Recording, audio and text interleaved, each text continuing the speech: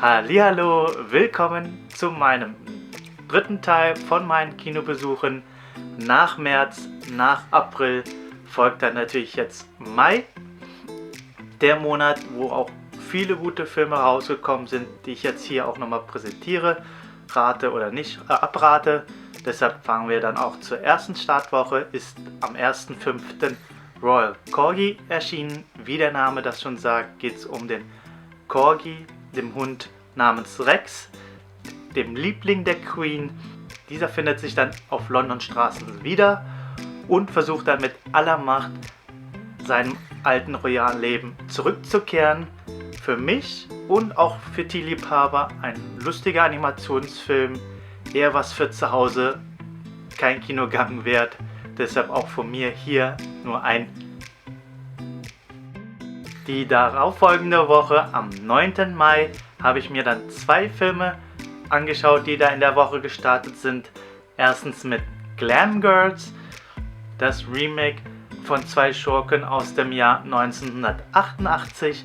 Wie der Titel das diesmal verrät, geht es um 2 Frauen anstatt Männern.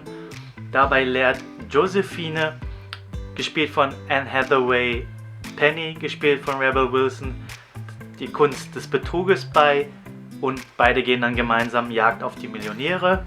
Obwohl ich auch beide Schauspielerinnen sehr mag, ist dieser Film eher doch in die Hose gegangen, weil vieles ist sehr vorhersehbar und die Gags kommen auf jeden Fall zu kurz. Deshalb von mir auch hier eher ein No-Go, kein Kinogang wert.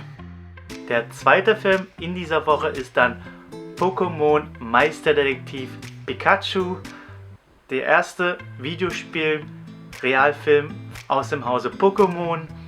Dabei geht es nochmal um Tim, der in der Wohnung seines kürzlich verstorbenen Vaters das Pokémon Pikachu trifft. Dieser hat sein Gedächtnis verloren, glaubt, dass halt Tims Vater weiterhin lebt. Beide gehen dann auch gemeinsam nochmal auf die Suche. Als Fan dieser Pokémon-Reihe auf jeden Fall von mir halt einen Daumen hoch. Und ja, wurde rundum gut umgesetzt. Ryan Reynolds Synchronstimme für Pikachu passt perfekt. Also hätte er jetzt keinen besseren erwartet. Und freue mich schon drauf, wie es halt mit dieser Filmreihe auch dann weitergeht. Zum 16. Mai ist The Silence eher weniger zu empfehlen. Bei diesem Horror-Thriller-Streifen geht es um die Taube Ellie und ihre Familie, die vor mutierten Fledermäusen flüchten und der Kampf ums Überleben geht, weil diese Bestienmonstern alles angreifen, töten, was Geräusche macht. Der Film ähnelt A Quiet Place sehr, wenn ihr den gesehen habt, nur fällt dieser eher schwach aus. Von mir gibt es hier auch eher Thumbs Down, kein Kinogang wert. In derselben Woche solltet ihr euch The Sun is Also a Star anschauen. Da geht es um Daniel, der Natascha zufällig das Leben rettet. Sie glaubt dann nicht an die Liebe, denkt, es ist eine Mischung aus Zufall und Hormonen. Er will sie natürlich dann vom Gegenteil überzeugen und wettet mit ihr, dass sie sich innerhalb eines Tages ineinander verlieben. Ein schöner Romantikfilm, ohne Schnickschnack, Fantasy oder Krankheiten. Auf jeden Fall hier Daumen hoch für den Film und es ist sehr ansehbar. In der 4. Woche zum 23. Mai sind 2 hervorragende Filme zu erwähnen, wie mit Disneys zweite Realverfilmung Aladdin. Das ist eine einmalige Gelegenheit für dich.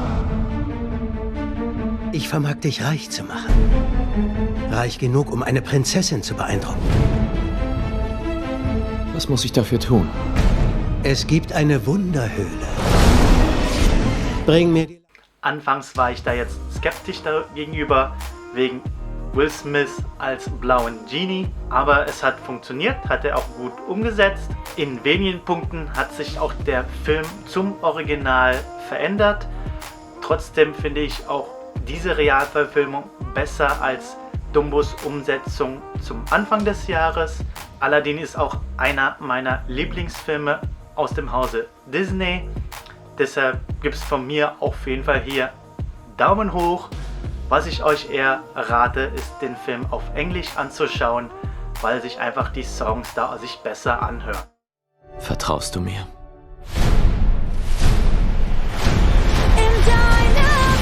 Augen auf, es kommt mehr. Gib es unendlich Und es viel wird zu immer sehen. besser. Ich bin so völlig frei. Es ist Zeit. Die Welt nur für uns beide heute so schön. Der andere Film ist dann John Wick 3 Parabellum. Für mich auch der beste Film in diesem Monat, obwohl die Konkurrenz jetzt mit Pokémon Meisterdetektiv Pikachu, Aladdin und sogar auch Godzilla 2 sehr, sehr groß ist. Es liegt jetzt nicht nur dann auch an der hervorragenden Schauspielleistung von Keanu Reeves als John Wick, sondern ja auch nochmal an dem ganzen Co-Cast, die Besetzung, die da auf jeden Fall mitgespielt hat, sehr namhaft, und auch das stetige Verbessern von Film zu Film. Weil der erste Teil war schon heftig, der zweite Teil war dann nochmal krass, also besser als der erste Teil, und der dritte Teil jetzt, ja, am krassesten, am heftigsten, deshalb immer einen draufgesetzt sozusagen. Hammerharte Action, eine sehr, sehr gute Story mit viel Hintergrund auch nochmal dabei. Von mir gibt es hier auch doppelten Daumen hoch. Für mich auch im Moment der zweitbeste Film des Jahres. Mehr ist da jetzt auch nicht zu sagen, außer dass ihr euch den Film anschauen solltet.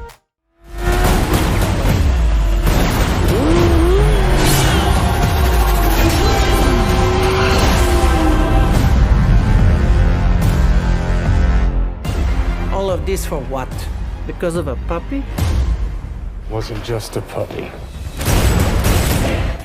Kommen wir dann jetzt zur letzten Startwoche. Wie erwähnt, da ist jetzt noch ein hervorragender Film mitzuteilen mit Godzilla 2. Also da auch nochmal der richtige Filmtitel ist Godzilla King of Monsters. Wie der Titel das ja schon verrät, geht es ja um Godzilla, der gegen mehrere Monsters antretet. Da auch nochmal ein gigantisches Monsterkampf halt ist mit Mothra, Ghidorah, wie die alle auch da nochmal heißen. Und ja, für mich als Fan und alle die dieses Monsterverse, diese Filmreihe mögen, kommen auf jeden Fall auf den Genuss, weil da gibt es mehr Bildzeit von den Monsters, wirkt dann auch im Vergleich zu dem Vorgänger etwas heller, weniger Menschen dann Geschichten mit drin, eher dann auch nur um diese Monsters geht es ja, wie schon erwähnt. Deshalb finde ich auch halt besser als der erste Teil. Von mir gibt es hier auch nochmal einen Daumen hoch, sehr, sehr ansehbar. Zu guter Letzt ist dann auch nochmal die Filmbiografie Rocketman erschienen in der letzten Woche. Dabei handelt es sich ja um Sir Elton John, der von einem schüchternen Schuljungen zu dem Superstar im Musikbusiness dann wird. Ich finde es halt nicht so heftig oder perfekt gemacht wie Bohemian Rhapsody, aber es ist auf jeden Fall sehr, sehr ansehbar. Jetzt, also kommt jetzt nicht so, es ist gut, aber jetzt nicht so krass wie Bohemian Rhapsody. Deshalb auch von mir hier Thumbs up, kann man sich anschauen. Das war's jetzt dann auch mit den Highlights von Mai. Sind ja viele Filme erschienen, die ich euch rate, dann auch nochmal anzuschauen. Und auch dann ist es hier das Ende meines Dreiteilers, Monat März, April und Mai. Von daher schaut euch dann nochmal die Filme gerne an. Wünsche euch viel Spaß dabei. Bedanke mich dann nochmal fürs Zuschauen. Bis zum nächsten Mal. Euer Buddy Mike. Bye bye. Ciao.